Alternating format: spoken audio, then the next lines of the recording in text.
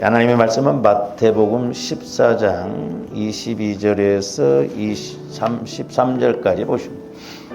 마태복음 14장 22절에서 33절까지 같이 한 목소리로 합독하십니다. 시작. 예수께서 즉시 제자들을 재촉하사 자기가 무리를 보내는 동안에 배를 타고 앞서 건너편으로 가게 하시고 무리를 보내신 후에 기도하러 따로 산에 올라가시니라. 저물매 거기 혼자 계시더니 배가 이미 육지에서 술이나 떠나서 바람이 거스림으로 물결로 말미암아 고난을 당하더라. 밤사경에 예수께서 바다 위로 걸어서 제자들에게 오시니 제자들이 그가 바다 위로 걸어오심을 보고 놀라 유령이라 하며 무서워하여 소리 지르거늘 예수께서 즉시 이르시되 안심하라 내니 두려워하지 말라. 베드로가 대답하여 이르되 주여 만일 주님이시거든 나를 명하사 무리로 오라소서 하니 오라 하시니 베드로가 배에서 내려 물 위로 걸어서 예수께로 가되 바람을 보고 무서워 빠져가는지라 소리질러 이르되 주여 나를 구원하소서 하니 예수께서 즉시 손을 내밀어 그를 붙잡으시며 이르시되 믿음이 작은 자여 왜 의심하였느냐 하시고 배에 함께 오르매 바람이 그치는지라. 배에 있는 사람들이 예수께 절하며 이르되 진실로 하나님의 아들이소이다 하더라. 아멘. 우리가 이제 지난번에 그 에베소서 4장 13절에서 16절까지를 통해서 온전한 사람, 온전한 이렇게 믿음에 대해서 상고를 했는데 이제 주원대의 말씀을 통해서 우리가 좀 여러 가지 이제 개념을 좀 잘 알아야 됩니다. 근데 단지 그냥 지식적으로가 아니라 주원대의 속사람을 통해서 개념을 잘 알아야 되는데 다시 한번 좀 짚고 넘어갑니다. 내가 크게 보면 믿음의 종류가 있다고 그랬죠. 믿음의 종류. 이 믿음의 종류가 세 가지라고 그랬어요. 본능적인 믿음 그랬습니다. 본능적인 믿음. 이게 이제 태어날 때부터 알게 되는 선천적 믿음이라고 하죠. 그러니까 해가 동쪽에서 떠서 서쪽으로 지는 것은 가르치지 않아도 되죠. 또 사계절의 변화. 그 다음에 이제 두 번째로는 이성적인 믿음. 이것은 이제 후천적인 거죠. 이것은 뭐 이제 지식이나 경험, 배워서 되는 것을 말하고, 세 번째로는 이제 우리가 영적인 믿음이라고 그랬어요. 다른 말로 말하면 창조적인 믿음. 이것은 이제 창조적인 믿음이다 이렇게 말하기도 합니다. 여기서 이제 말씀이 체험되죠. 그 다음에 이제 믿음의 종류가 있다고 하면 믿음의 이제 방법이 있죠. 믿음의 방법에 있어서도 이제 일반적인 믿음이 있다고 그랬어요. 아마 이 두 가지가 여기에 해당되죠. 일반적인 믿음. 일반적인 믿음은 알고 믿는 것입니다. 알고 믿는 것. 그래서 아는 것만큼만 믿는 것이죠. 그 다음에 이제 아까 여기서 말했지만 영적인 믿음. 이 영적인 믿음은 알고 믿는 것이 아니라 믿고 아는 것이라고. 이게 천지 차이라고 그랬어요. 내가 알고 믿는 것하고 믿고 하는 건 그 소리가 그 소리 같지만 천지 차이입니다. 그래서 에베소서도 보면은 지난번에 상고했듯이 우리가 믿고 알아가야 된다 이 말이죠. 믿고. 그러니까 보리떡 5개와 물고기 2마리로 5,000명 먹이고도 12광주리가 남았다. 알고 믿으려고 하면 박사 100개를 동원해도 안 믿어지죠. 그러나 우리가 이제 성령을 통해서 이제 우리가 이렇게 알면 그 말씀도 믿어지고 그렇게 보리떡 5개 물고기 2마리를 통해서 5,000명 먹고 12광주리 남았다가 알아지는 거예요. 믿고. 신기한 것이죠. 그래서 하나님의 말씀은 신비적이에요. 그래서 이제 조언들이 믿음의 이제 이것을 통해서 믿음의 이제 통로가 중요하다고 그랬어요. 믿음의 통로도 두 가지라고 그랬어요. 하나는 이제 겉사람, 겉사람, 그러니까 육신적인, 이제 겉사람은 육신을 말하죠. 육신적인 것. 이 겉사람은 우리가 이성을 통해서 지식적으로 알아갑니다. 지식적으로. 그래서 지식적으로 이렇게 알아가서 이해가 되어져야 돼요. 이해가 안 되어지면 절대 믿지를 않거든. 그래서 이해가 되어지면 믿어요. 그래서 이것은 아까 여기를 말하는 거죠. 알고 믿습니다. 그러나 이제 우리의 믿음은 속사람으로 알아가야 돼요. 이건 이제 영적인 것이다 이 말이죠. 이 속사람은 조어름들이 성령 하나님을 통해서 이성을 통해서가 아니에요. 우리 속사람은 성령 하나님을 통해서 자꾸 이렇게 배워야 되거든요. 그래서 성령 하나님을 통해서 말씀이 와줘야 돼요. 말씀. 그 다음에 말씀이 이제 깨달아지거든지 아니면 체험되어지거든. 그러면 믿어요. 그래서 이건 믿고 아는 것입니다.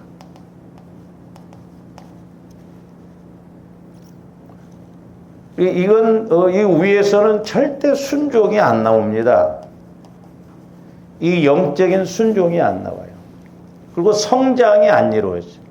근데 여기서는 이제 순종이 이루어지고 우리가 에베소서에 봤듯이 그리스도의 장성한 분량에까지 성장이 되거든요. 그러니까 순종이 이루어지고 신앙생활을 할수록 해가 지날수록 성장이 이루어지는데 이제 지난번에 조어름들이 이제 이 영적인 믿음, 창조적인 믿음에서 이제 우리가 하나를 상고를 했는데 이 영적인 믿음은 세 가지라고 그랬어요. 하나는 작은 믿음, 두 번째로는 큰 믿음, 세 번째로는 보배로운 믿음이에요. 보배로운 믿음. 조금뒤 베드로후서 1장 1절에서부터 11절까지인가 거기 자세히 읽어보면 보배로운 믿음은 신의 성품으로서 온전하게 이렇게 가는 거거든요. 근데 잘 보세요. 여기 겉사람을 통해서 오는 믿음, 이런 일반적인 믿음, 알고 믿는 것, 본능적인 것, 이성적인 이 믿음은 우리가 오해하면 안 돼요. 절대 영적인 작은 믿음도 올 수가 없어요. 우리가 알아야 돼요. 올 것 같지만 않아요. 그러니까 주엄들이 영적인 측면에서도 이 작은 믿음은 어떤 문제를 해결을 못 하는데 이런 일반적인 믿음, 지식적인 믿음은 작은 믿음도 안 나오고 더더구나 큰 믿음, 보배로운 믿음은 나올 수가 없어요. 좋은데 지식적으로 신앙생활 해보세요. 30년 믿어도 그대로입니다. 내 지식으로만 믿으려고 하고 성장이 안 이루어져요. 근데 우리는 비정상적으로 신앙생활을 함에도 불구하고 그게 정상인 줄을 안다 이 말이에요. 그러니까 그런 사람이 많으면 우리가 믿음을 정상적으로 이렇게 정확하게 영적인 믿음을 갖고 가는 사람이 이상하게 보여요. 그렇죠? 넌 어떻게 막 예수를 믿어도 그렇게 유별나게 믿냐고. 유별나게가 아니에요. 그게 정상인데 하도 비정상인 사람들이 많으니까 보세요. 저도 이렇게 만나보면 거의가 종교 생활이에요. 하나의 수단과 방법으로 믿지 절대적으로 믿질 않아요. 제가 새벽기도 때도 말씀드렸죠. 우리가 예수를 필요에 의해서 믿으면 안 돼요. 기도도 필요에 의해서 하면 안 됩니다. 제가 말씀드렸죠. 밥을 여러분들이 필요에 의해서 먹습니까? 아니에요. 살려고 먹는 거예요. 살려고.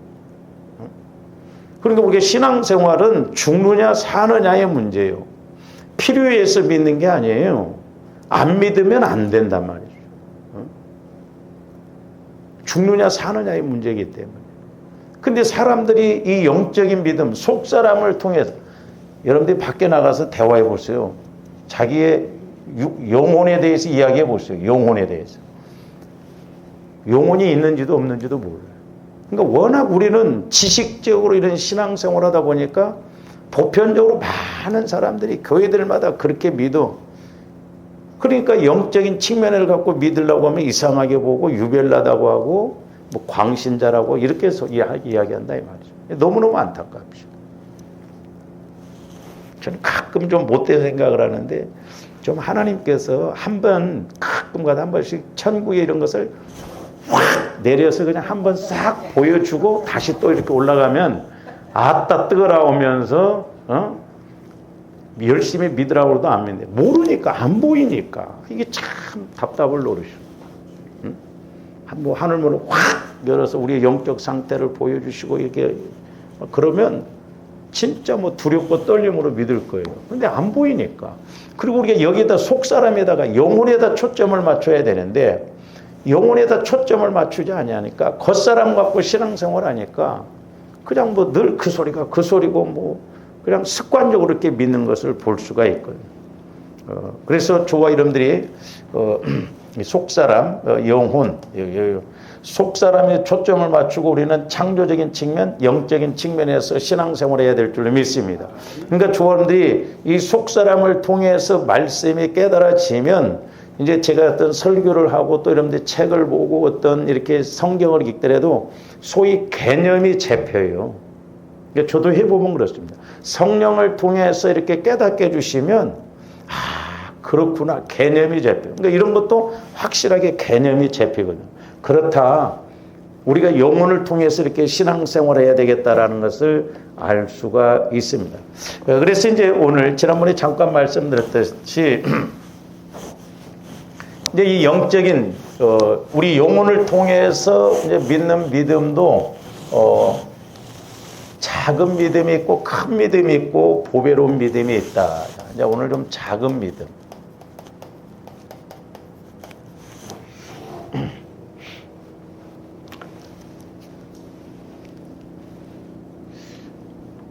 그래서 아까도 말씀드렸죠. 저와 여러분들이 겉사람을 통해서 신앙생활하면 지식적으로 신앙생활하면 작은 믿음도 큰 믿음도 보배로운 믿음도 결코 나올 수가 없다라고 그랬습니다. 그리고 성장하는 믿음이 없어요. 그러나 이제 저와 여러분들이 영혼을 통해서 속사람을 통해서 이렇게 신앙생활하면 한번 잘 생각해 보세요. 영혼은 이제 물론 처음부터 큰 믿음을 갖고 가는 게 아니죠. 그러니까 보세요. 우리가 영혼을 통해서 신앙생활하면 작은 것이라도 하려고 하거든요. 그래서 체험이 이루어지게 해요. 근데 조함들이 영혼을 통해서 신앙생활을 안 하면 속사람을 통해서 또한 성령을 통해서 말씀을 통해서 가지 아니하면 우리가 작은 것도 순종 못합니다. 쉽게 말하면 주와 이름들 예를 들어서 내가 건축원금을 10,000원 한다 하면 그게 큰 건 아니잖아. 그렇지 않아요?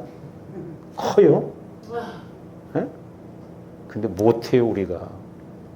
어떤 항목을 붙여서 뭐 하려고 하면요 천지가 개벽해야 됩니다. 그러니까 영혼은 살려고 하고. 그러니까 조원들이 자 보세요. 우리가 누가복음 나중에 이제 참고를 하겠습니다. 16장에 보면 작은 것에 충성된 자는 큰 것에도 충성된다고 그랬어요. 그러니까 영혼을 통해서 신앙생활한 사람은 작은 것부터 시작하지만 소위 은혜 받고 복 받고 상급 받는 일이 보인다니까요. 여러분들이 어디 나가서 이렇게 오면 돈 번다고 하면 안 하겠어요? 하잖아요. 그러니까 영적인 세계도 마찬가지예요. 그러니까 우리가 지식적으로 일반적으로 하니까 종교적으로 신앙생활 하니까 작은 것도 우리가 체험을 못하고 그렇다고 해서 하나님은 작은 것 줬다고 작은 것에 충성했다고 해서 작게만 줍니까? 아니에요. 그래서 조함들이 영안이 열려지고 귀가 열려져서 자꾸 우리는 말씀을 통한 천국을 체험하고 이 땅에서 은혜를 누려야 될 줄로 믿습니다. 근데 이제 오늘 말씀에 보면 이제 우리 예수님께서 산에서 이렇게 기도하시기 위해서 제자들을 건너편으로 보내죠. 그러니까 이제 해가 지기 전에 아마 이렇게 보내셨는데 제자들을요. 그럼 24절부터 이제 보시면 배가 이미 육지에서 술이나 떠나서 바람이 거스림으로 물결로 말미암아 고난을 당하더라. 밤 사경에, 여기서 밤 사경이라고 하는 것은 이제 원래 로마에서는 오후 6시에서 아침 6시까지를 이렇게 나눕니다. 그래서 4등분해요. 그러니까 3시간씩. 그래서 1경, 2경, 3경, 4경 그래요. 그러니까 사경이라고 하는 것은 3시간씩 4등분한다고 그랬죠. 오후 6시부터 새벽 6시까지. 그러니까 사경은 새벽 3시에서 6시 사이를 말해요. 제가 왜 이 말씀을 드리냐면 우리가 그 앞에서 보시면 한번 보세요. 자, 예수께서 즉시 제자들을 재촉하사 자기가 무리를 보내는 동안에 배를 타고 앞서 건너편으로 가게 하시고 무리를 보내신 후에 기도하러 따로 산에 올라가시니라. 저물매 그랬어요. 저물매. 그러니까 제자들이 지금 저물기 전에 아마 배를 타고 갔을 거예요. 근데 새벽 3시에서 6시 사이까지 막 풍랑으로 인해서 고난을 받는다고 한다면 예를 들어서 오후 한 4시나 5시에 출발했다고 그래도 이 사람들이 지금 몇 시간을 고생을 하는 거예요. 지금 중매산의 문제잖아요. 어떻게 보면 꽤 긴 시간을 바다에서 막 풍랑과 지금 싸우고 있다 이 말이에요. 그러니까 24절에 보면 배가 이미 육지에서 술이나 떠나서 바람이 거스림으로 물결로 말미암아 고난을 당하더라. 그러니까 벌써 10시간 이상 지금 고난을 겪고 있다고 해도 과언이 아니죠. 그랬을 때 이제 우리 예수님께서 26절에 보니까 제자들이 그가 바다 위로 걸어오심을 보고 놀라 유령이라 하며, 이 유령이라는 건 이제 귀신은 형체가 없어요. 어떻게 보면. 근데 우리 예수님이 바다 위로 이렇게 걸어오실 때 우리 예수님이 형체가 있잖아요. 근데 이 사람들이 이런 걸 전혀 체험을 못 해보니까 귀신인 줄 알고 막 놀래잖아. 그랬을 때 우리 예수님께서 뭐라고 그래요? 예수께서 즉시 이르시되 안심하라, 나니 두려워하지 말라. 제가 가끔 기도를 해주다 보면 따라 안심하라, 내니 두려워하지 말라, 그렇게 기도가 나올 때 있어요. 그러면 두려워하지 말아야겠다는데 그것은 그것이고 두려운 건 두려운 것이고, 그러니까 얼마만큼 우리가 육신적으로 신앙생활하는가를 알 수가 있고, 이게 레마의 말씀이에요. 저와 여러분들이 영혼을 통해서 이렇게 레마의 말씀을 받으면 영혼은 그대로 믿거든요. 그러니까 우리가 속사람을 통해서 신앙생활을 해야 어떤 현상이 고난과 어려움과 문제와 때로는 죽음과 같은 문제가 왔다 할지라도 두렵지 않지, 육은요 두려워요. 이 죄성이 있고 그러기 때문에 작은 것만 우리가 부딪혀도 두렵잖아요. 그래서 우리가 속사람을 통해서 신앙생활을 해야 된다는 것이죠. 지식적으로 신앙생활하는 건 이런 어떤 현상적인 문제, 영적인 문제는 더더구나 알 수가 없어요. 그랬을 때 베드로는 이제 뭐라고 합니까? 28절 베드로가 대답하여 이르되 주여 그랬어요. 주여, 이 말은 예수님이 메시아고 그리스도시고 하나님의 아들이고 주님의 신앙 고백도 했잖아요. 베드로는 여기서 예수님인지 아닌지를 테스트해 보기 위해서 그런 게 아니에요. 그러니까 베드로가 이제 주님인 것을 믿고, 참 이 상황 속에서도 베드로는 믿음이 좋아.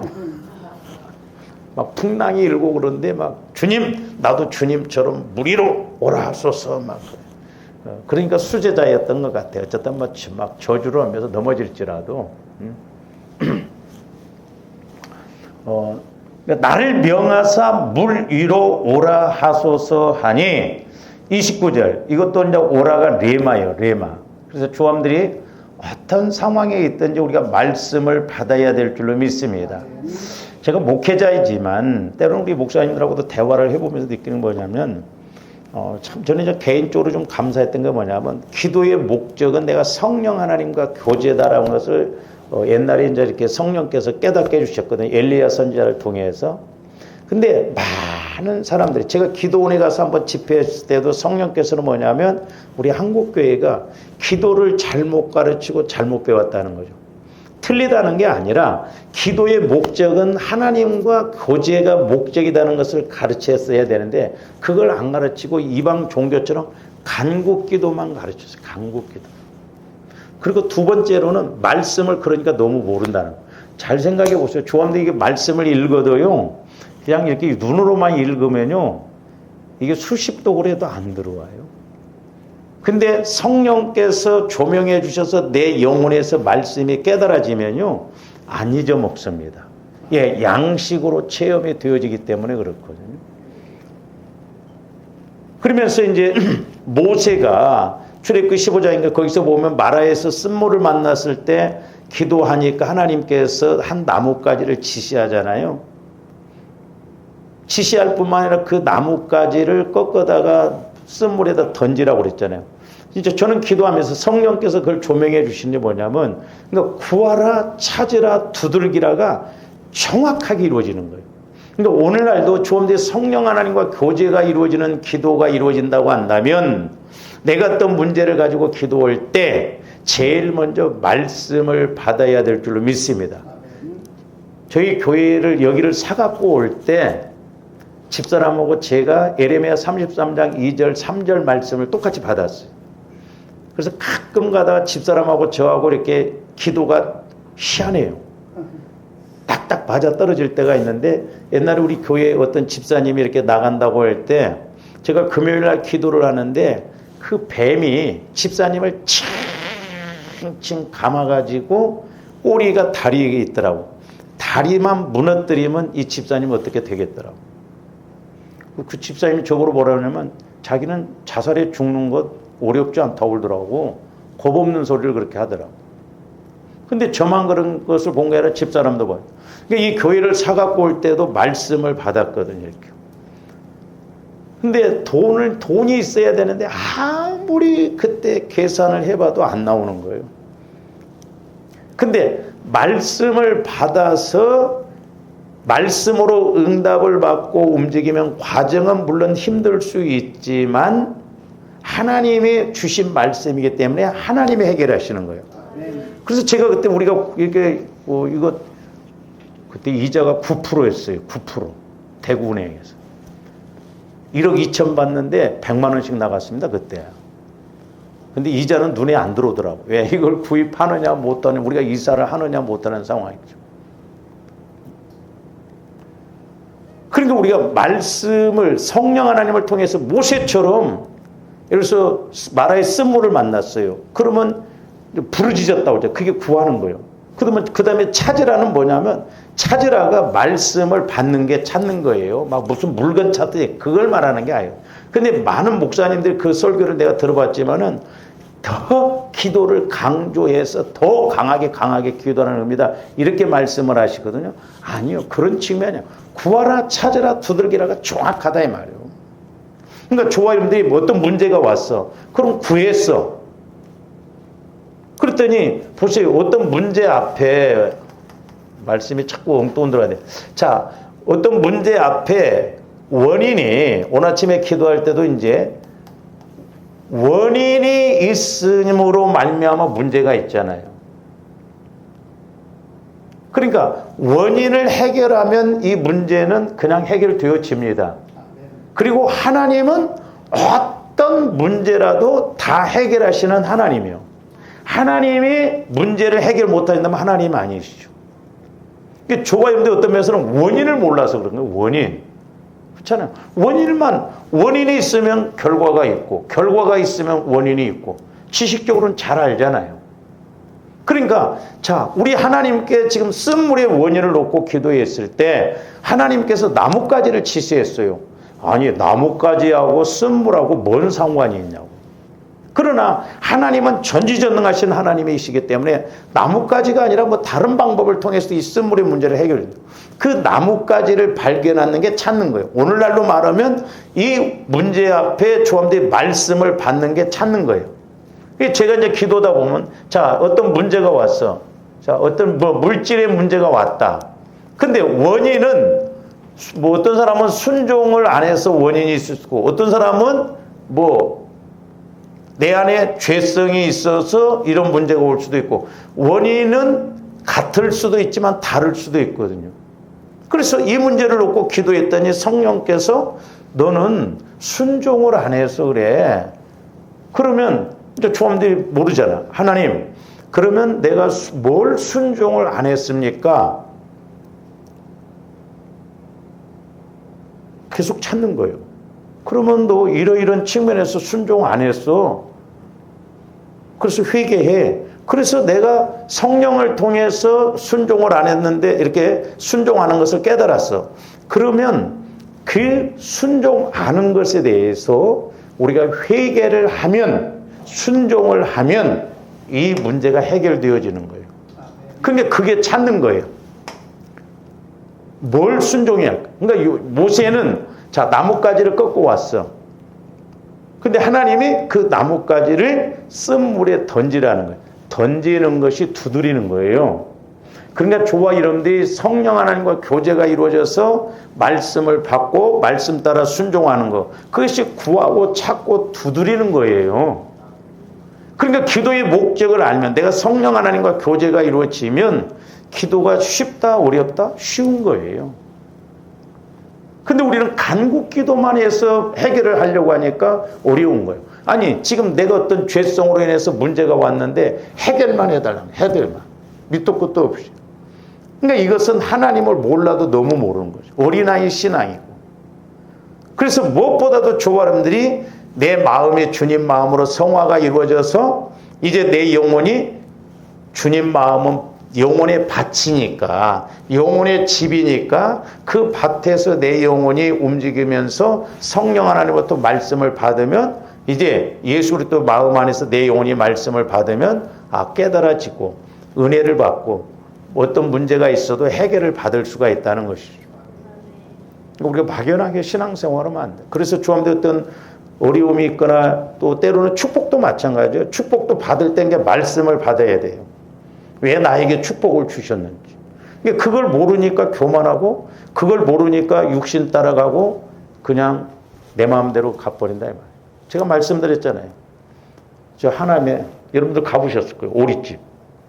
처음에 제가 서울에 와가지고 집사님이 그 소개를 해서 가봤더니 그 꼴차기에 사람들이 줄을 섰어. 줄.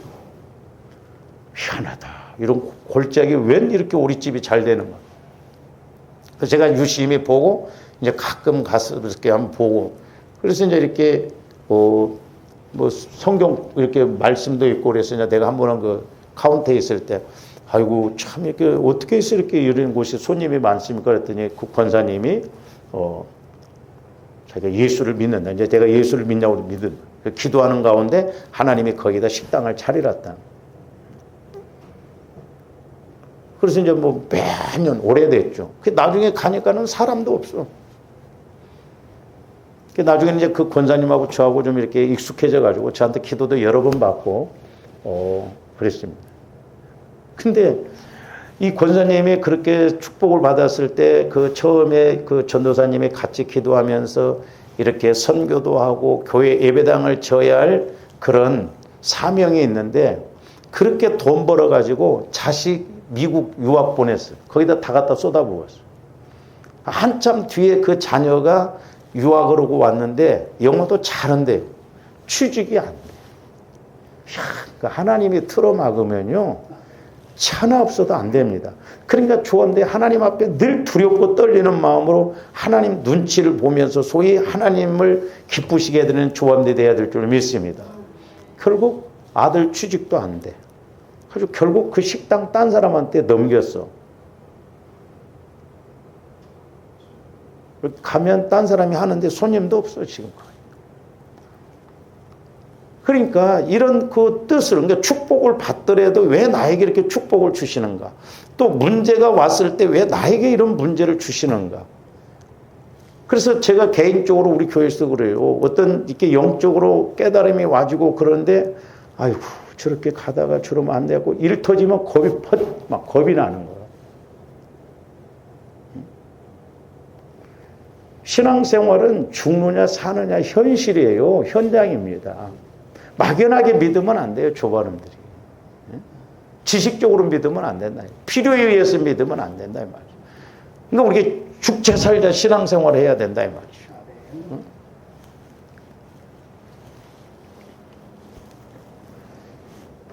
그래서 이 오라 이 말이 레마예요. 레마. 그래서 조합대 말씀을 레마로 받아야 될 줄로 믿습니다.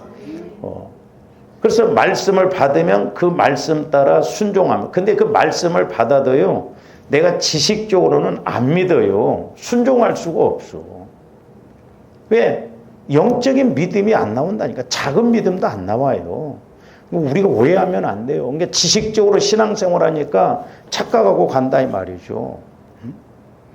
우리는 늘 영적인 믿음, 창조적인 믿음을 통해서 성장하고 나가야 될 줄로 믿습니다. 그래서 오라 하시니 베드로가 배에서 내려 물 위로 걸어서 예수께로 가대요. 저는 개인적으로 이 베드로가 물 위로 걸어갈 때 이 믿음은 큰 믿음이라고 봐요. 어떻게 물 위를 걸어가? 그렇잖아요.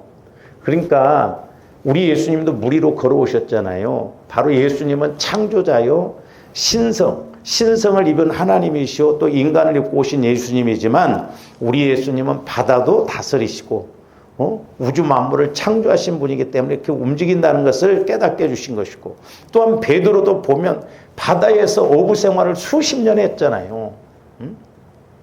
그게 장점이면서도 그게 단점이 될 수 있거든요. 그러니까 물 위로 나를 오라 하소서니까 우리 예수님이 오라 하니까 베드로가 과감하게 물 위로 걸어갑니다.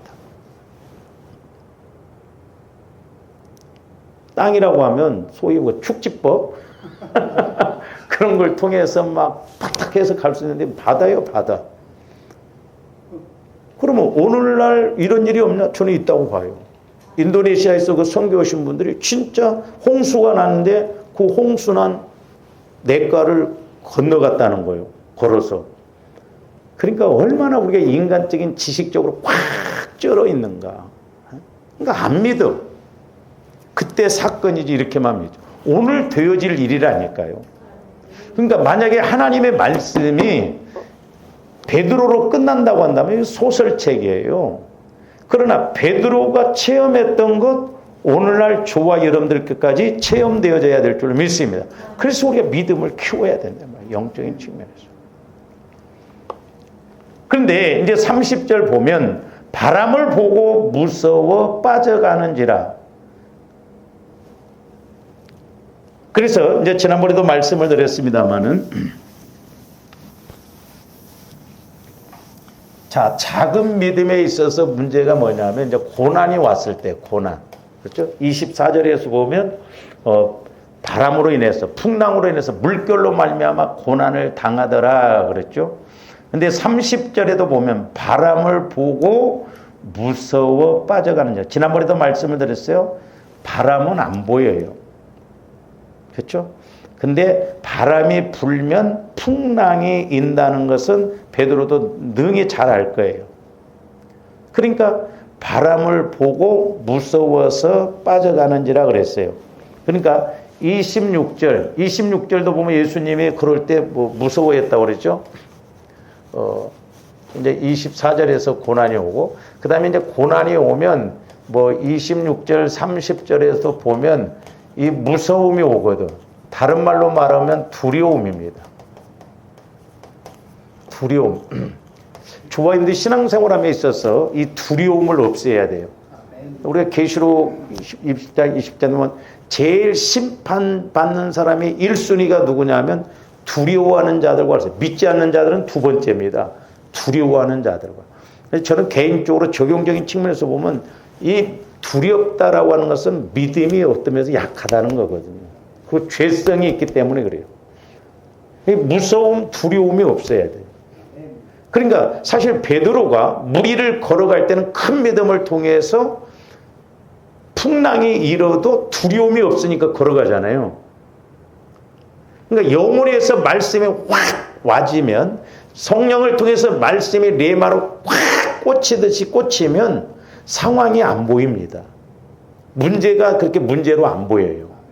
예수님만 보인다 이 말이죠. 그러니까 여기서 지금 큰 믿음과 작은 믿음의 그런 원인을 알 수가 있잖아요.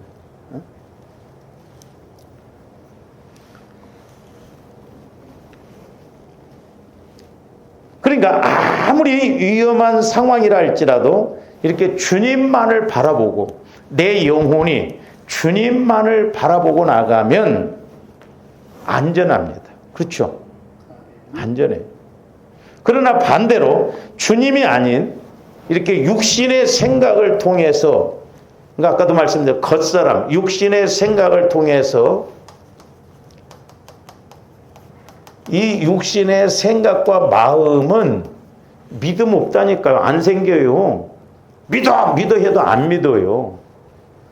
이 육신의 생각과 마음은 겉사람이기 때문에, 죄성이 있기 때문에 현상을 먼저 봅니다. 현상. 이게 문제예요, 이게. 그러니까 현상을 보는데 본질적으로는 어디가 문제예요? 여기가 문제죠. 그러니까 아담과 하와가 벌거벗었을 때는 부끄러워하지 않았다고 그랬어요. 창세기 2장 25절에. 근데 영이 죽어버리니까, 하나님과 교제하는 영이 죽으니까 제일 먼저 보여지는 게 뭐냐면 육신이에요, 육신. 그래서 내가 벗었으므로 그러잖아요. 벗었으므로 두려워하여 숨었나요? 벗은 것이 문제라면 부끄러워서 숨어야지. 근데 벗었으므로 두려워하여 원인을 못 찾습니다. 저는 그 창세기, 우리가 수련회 때 배웠지만 여러분들 그 수련회 책자를 한번 자꾸 보세요. 거기에서 모든 걸 다 발견할 수가 있어요. 전부 육신적인 걸 앞장세웁니다. 그리고 영적인 건 뒤로 집어넣어요. 마귀가 그렇게 교묘하게 갑니다. 그러니까 지금 베드로도 보면 보세요. 앞에서는 오라라고 하는 레마의 말씀을 탁 받고 믿고 주님만을 바라볼 때는 무리를 걸어갔는데, 이제는 반대로 바람이 불면 풍랑이 인다. 그 육신의 생각, 그러니까 바람은 눈에도 안 보이는데도 바람을 봤다는 건 생각 속에 벌써 바람이 불면 풍랑이 인다는 생각이 들어왔어요. 그러니까 이 생각 속에서 그것이 먼저 들어오니까 현상을 보고 물속에 빠져버린다 이 말이죠. 그래서 이 생각으로 가면요, 보세요. 이 두려운 마음과 함께 어떤 상황이 와지냐면 위험에 빠져. 위험에. 더 위험스럽다 그래요. 그리고 더 나아가서는 혼란스럽습니다. 그러니까 오늘날도 마찬가지예요. 좀 더 이 육신적으로 신앙생활하면 두려운 마음이 임하면 그 다음에는 위험하다고 생각합니다. 내가 더 이상 못 살겠다. 나는 이제 망하겠다. 나는 취직 못한다. 이제는 뭐 어떻게 되겠다. 그러면서 혼란에 빠져요. 그러니까 예수 믿어도 소용없다. 이렇게 마귀가 끌고 간다. 그러니까 베드로도 지금 풍랑이 일었을 때 바람을 보고 무서워함으로 두려움이 딱 임했어요. 두려움이 임하니까 막 이제는 나 죽게 생겼네 그러잖아요. 죽게 생겼으니까 막 위험에 빠졌으니까 죽게 생겼다고 생각하고 혼란스러운. 다행히 베드로는 이제 이런 상황 속에서 주여 나를 구원하소서 하니 예수께서 즉시 손을 내밀어 그를 붙잡으시며 이르시되 믿음이 작은 자여 왜 의심하였느냐 하시고 그랬어요.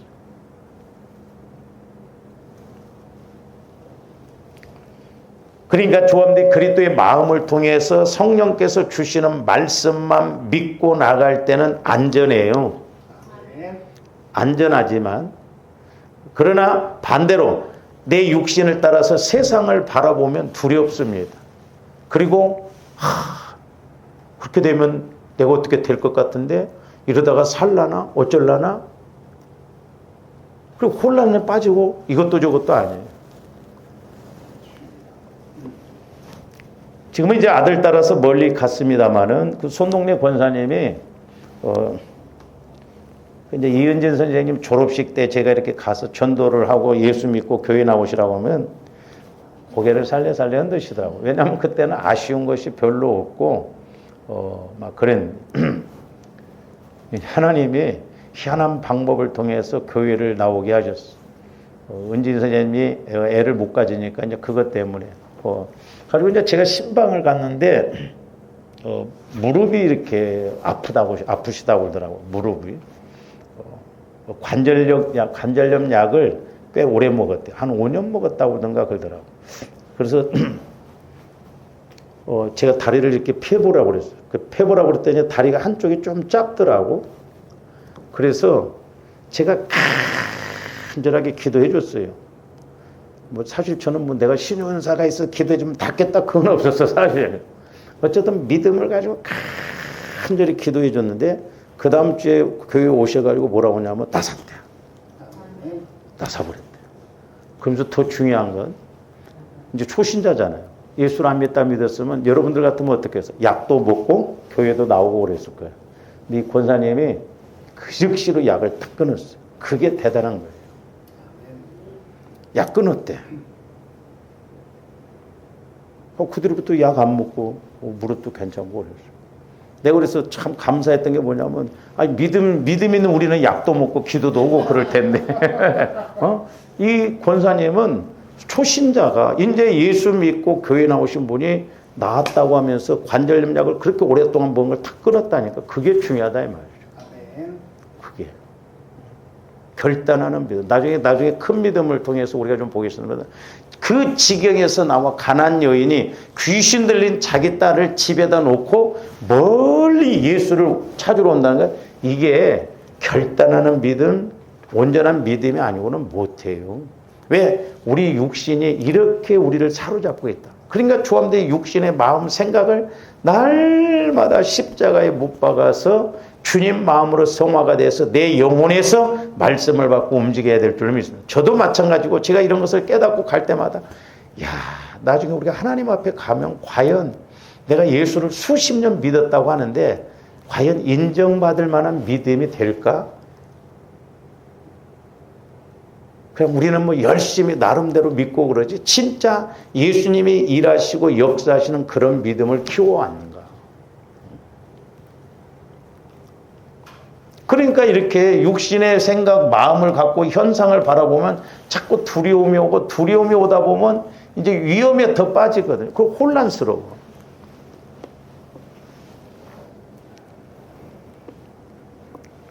그러면서 이제 31절에서 보면 믿음이 작은 자여 왜 의심하느냐. 그러니까 믿음이 작은 자는 이런 두려움, 무서움 이런 마음을 갖지만 또 하나 여기서 이제 중요한 게 뭐냐면 하나는 의심이에요. 의심. 이것도 또 만만치 않아요. 원래 이게 여기서 헬라어 단어가 의심이라고 하는 단어가 따로 있는데 이 단어는 둘 이런 의미가 있거든요. 그게 뭔 말이냐면 베드로처럼 주님만 바라보다가 물결, 세상을 바라보고 나를 바라보는 그게 두 가지다 이 말이죠. 그래서 응답을 못 받는 거예요. 그러니까 저와 여러분들이 하나님만 바라보면 그러니까 어떤 데 보세요. 저도 마찬가지로 여러분들도 저한테 기도할 때 막 성령의 인도를 받으면 그때는 막 다 될 것 같아요. 그죠? 근데 기도 끝나고 돌아가는 순간부터 다시 원위치야. 전혀 그런 생각이 없죠. 하나님이 하시겠다. 그러니까 그거 왜 그래요? 그만큼 내 영혼이 성장이 안 이루어졌다. 그래서 우리는 기도할 때나 안 할 때나 성령을 통해서 늘 이렇게 깨달아야 될 줄로 믿습니다. 기도를 안 해도 내 영혼이 성장에 되어 있다면 뭐 상황을 보더라도 깨달아지고 은혜를 받을 수가 있거든요. 그러니까 이게 의심이 문제예요. 그러니까 30절에서 보시면 바람을 보고 무서워 빠져가는지라 그랬잖아요. 이 바람을 보고 그러니까 현상을 통한 생각이 더 무섭습니다. 그래서 어떤 때 보면 우리 예수님도 그랬잖아요. 내일 일은 내일 염려하라고 그러잖아요. 그리고 오늘 일은 오늘로서 좋고. 근데 우리는 보면 내일 것까지도 끌어당겨서 의심하고 염려합니다. 그렇잖아요. 그러니까 현상도 현상이지만 더 문제가 뭐냐면 내 마음, 내 생각이 더 문제예요.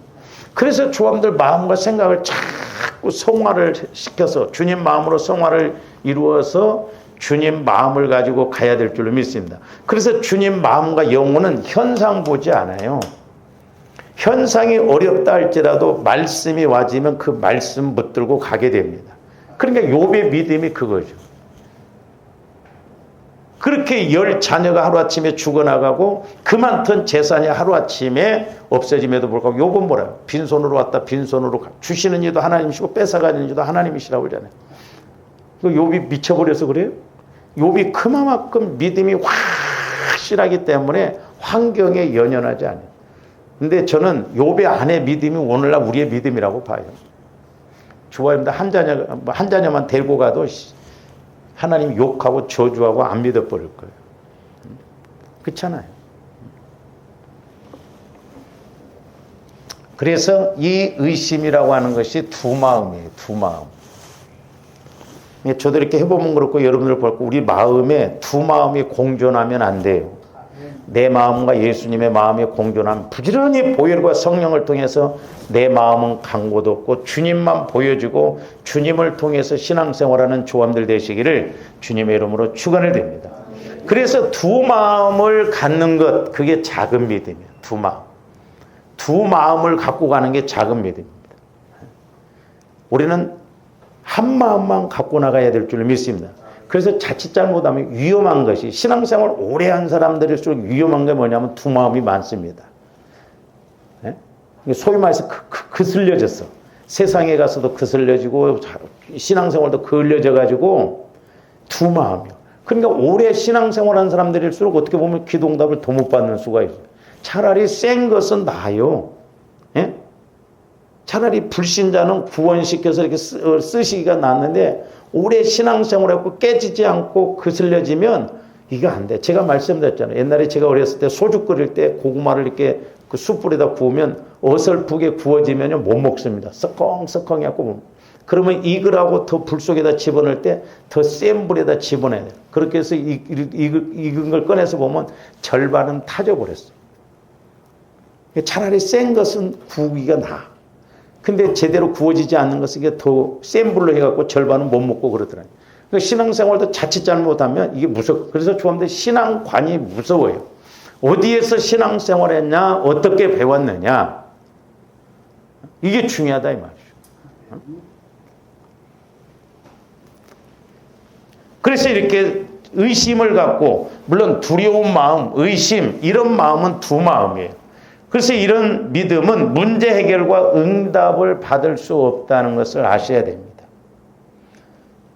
왜냐하면 그래서 하나님은 우리가 지난번에도 에베소 5장 4장에서 볼 때 온전한 사람이 되어 그랬잖아요. 온전한 사람. 그러니까 믿음이 온전해야 돼요. 온전한 주님 마음 안에서 믿음이 온전하게 갈 줄로 믿습니다. 믿는 것과 아는 것이 하나 되어진다 이 말이에요. 그러니까 보세요.